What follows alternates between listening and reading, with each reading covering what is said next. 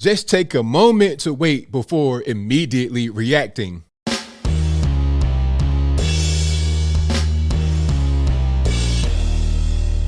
How's everybody doing? My name is Anthony Brian Logan, and today we got to talk about this now viral, I suppose, videotape of an officer allegedly planting evidence in a car. Now, the officer appears to be white, and the guy filming appears to be black, so now it's a racial thing.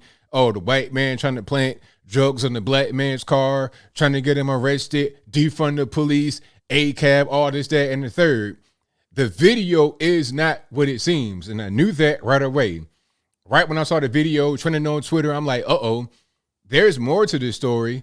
They're not telling the full thing. Why would the officer just do that out in the open in the daytime when everybody can see him? Obviously, there's more to the story, and there is. So what we're going to see first is the video that was recorded south of Milwaukee. I forget what the town is. It's between Milwaukee and Racine, Wisconsin. You're going to see the first video coming from the passengers or driver's perspective. You're going to see what's going on there. After I play that, I'll play the body cam footage from the officer to get his angle and to get more context. And after we get done with both of those, I'll come back. I'll talk about what was said and done there. Then I'll give you my 2 cents, my deep detail analysis, and then I'll wrap it on up with a nice bow on top. So without further ado, let's go ahead and roll it.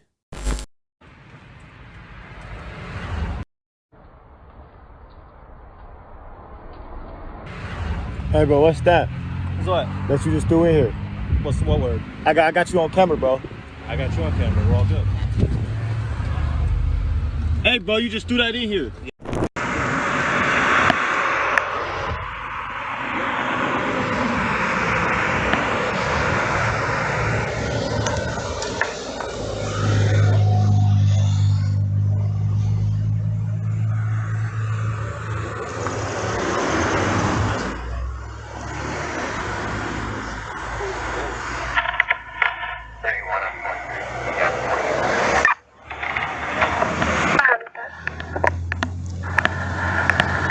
I got specs of green. You're good to search if you need to.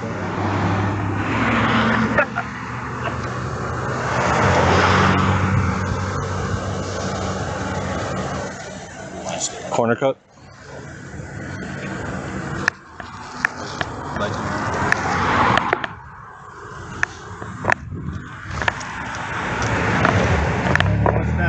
What's what?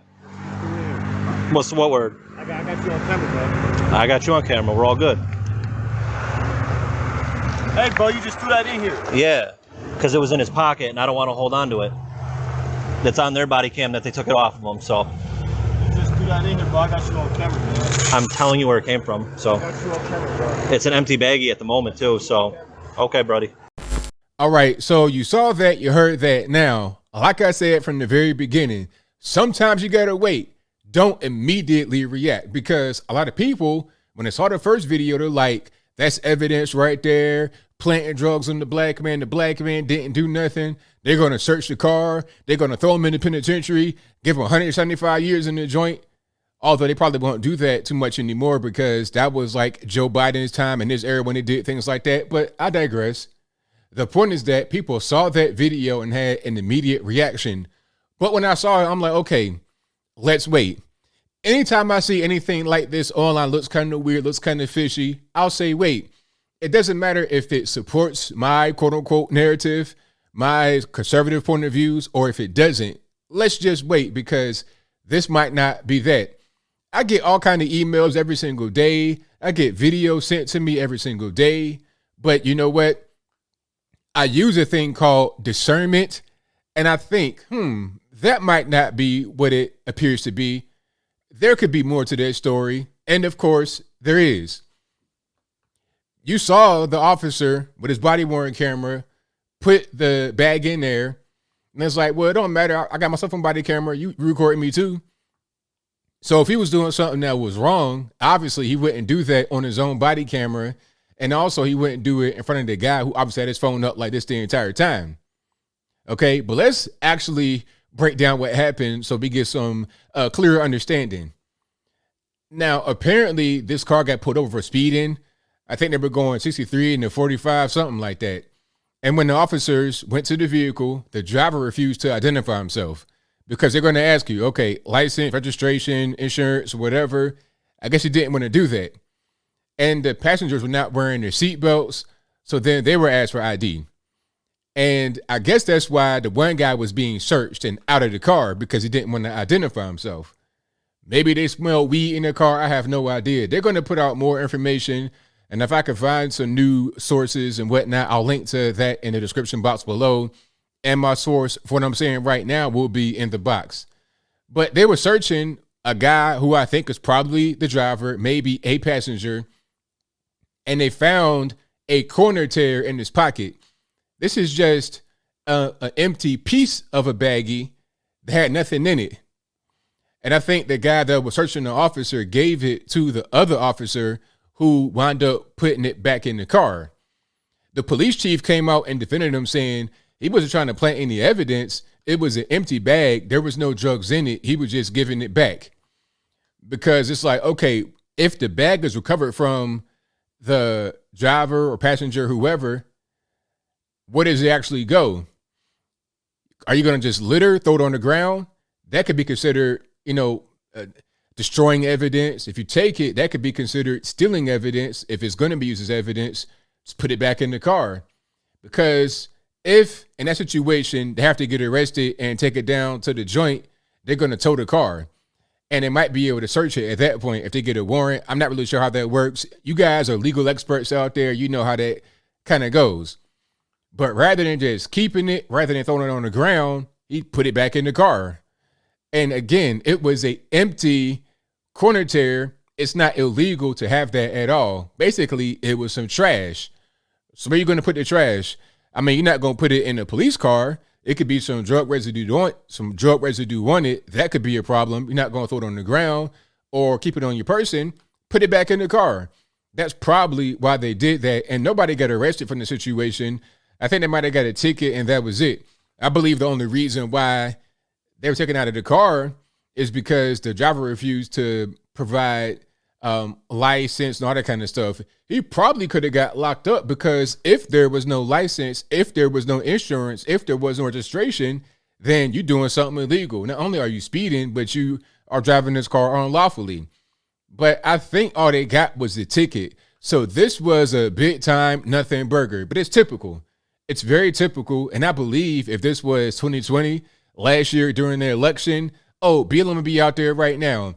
They'd be activated. But as of right now, today, in July 2021, I don't think BLM is active. I don't think their funding apparatus is really rocking and rolling the way that it was last year. Because last year, you're trying to win an election, right? The BLM Antifa, in my humble opinion, from my viewpoint, my thought process, are the enforcement arm of the Democratic Party. The same way the Klan was back in the day. It's the same thing, no difference. So they're going to go out there and tear things up when they need to tear things up, and then they're going to go dormant beyond that. Okay, that's how it is. It was like that after the 2016 election. You heard they were totally silent. BLM is nothing. And then here comes some random incident you could pull out of any particular. The thing about George Floyd and other incidents like this, these types of things happen every single day.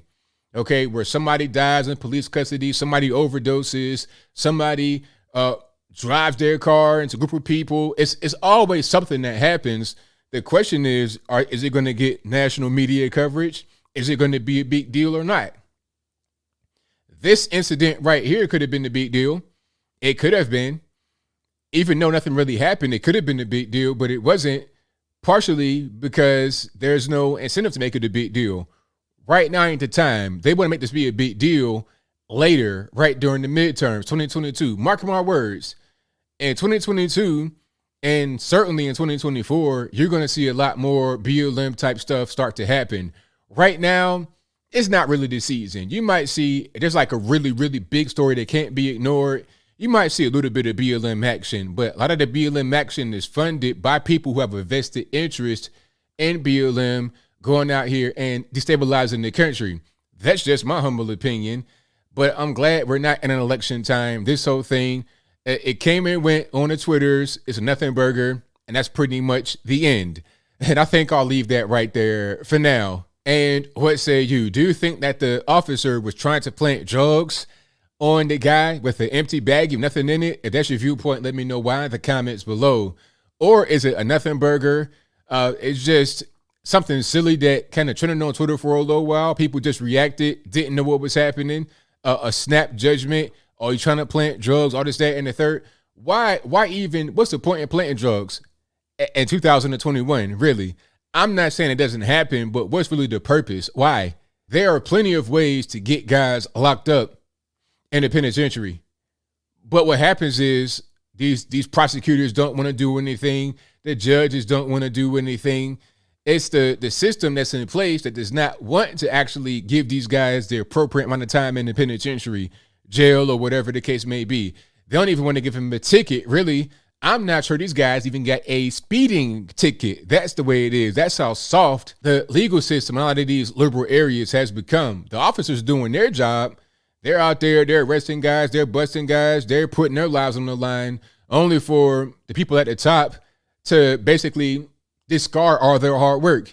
This is why you're seeing police officers start to dwindle in number. They're starting to retire early, they're quitting, they're finding different careers, permanent medical leave, all this, that, and the third. You're going to see a lot more of it the more you see poor leadership. But whatever your thoughts are, please let me know in the comments below. And that's all I got to say for this video. If you like what you heard, please comment, rate, share, and subscribe. Peace.